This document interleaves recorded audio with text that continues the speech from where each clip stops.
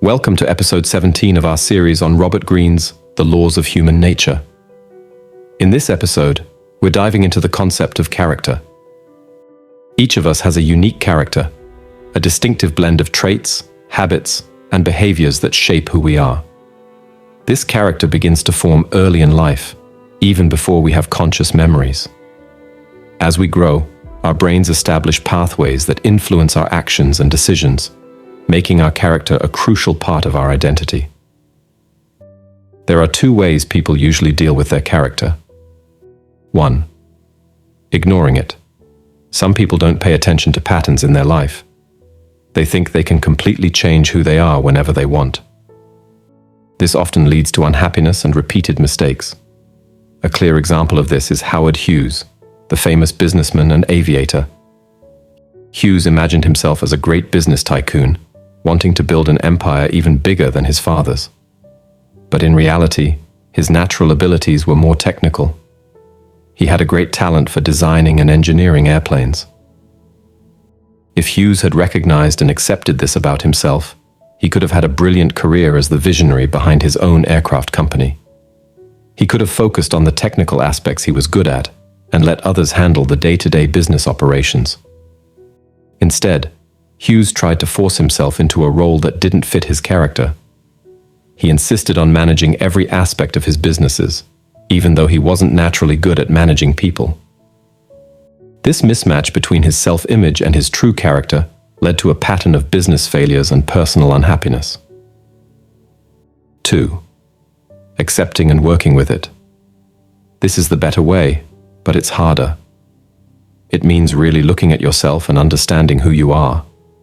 To do this, you need to think about whether you like being around people or prefer being alone, what makes you anxious or angry, what you naturally enjoy doing, how your relationships with your parents affect your current relationships, mistakes you keep making, things you're good at, and things you're not so good at.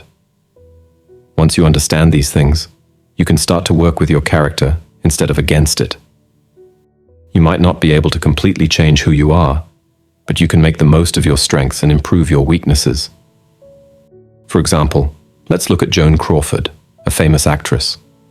She had a very tough childhood. Her father left, her mother was mean to her, and she grew up poor. These experiences made her very sensitive and always looking for love and approval. Instead of letting these things hold her back, Joan used them to become a better actress. She used her sadness in her acting, which made people connect with her. She worked hard to please movie directors, treating them like the father figures she never had.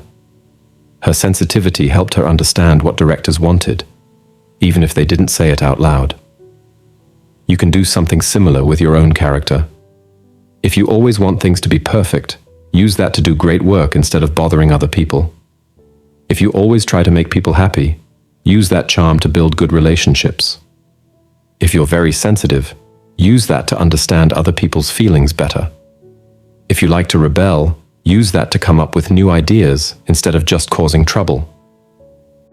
It's also important to work on good habits that make your character stronger. Practice staying calm when things are stressful. Pay attention to small details. Finish what you start. Learn to work well with others. Be patient with people who are different from you.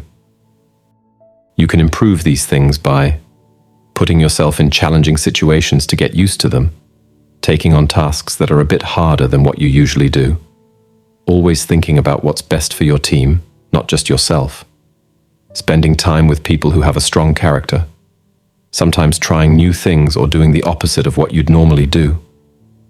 Remember, changing your character isn't something you do once, and then you're done. It's something you work on all the time. Every decision you make and every action you take helps shape who you are. By understanding your character and working to improve it, you can become the best version of yourself. This doesn't mean becoming a completely different person, but rather growing into someone who uses their natural traits in the best way possible. It's not always easy to look at yourself honestly or to change old habits, but by doing this work, you can take control of your life and your future. You won't be stuck repeating the same mistakes or feeling trapped by your past. Instead, you'll be actively shaping who you are and what you can achieve. This journey of self-improvement is ongoing. As you grow and change, you might discover new things about yourself. The world around you will change too, presenting new challenges and opportunities.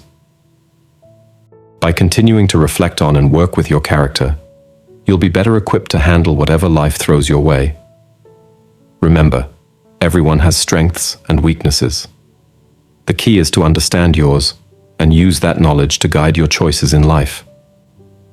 This might mean choosing a career that fits your natural abilities, or working on skills that don't come as easily to you. It's about finding the right balance between accepting who you are and striving to be better. In the end, developing a strong character is one of the most important things you can do for yourself. It affects every part of your life, your relationships, your work, and your happiness. By taking the time to understand and improve your character, you're investing in a better future for yourself. The stories of Howard Hughes and Joan Crawford show us two different paths. Hughes tried to ignore his true character and ended up struggling. Crawford, on the other hand, accepted her character, flaws and all, and found ways to use it to her advantage. Their experiences teach us that the path to success and happiness often lies in understanding and working with our true selves, rather than fighting against who we are. If you enjoyed this video, please hit the like button.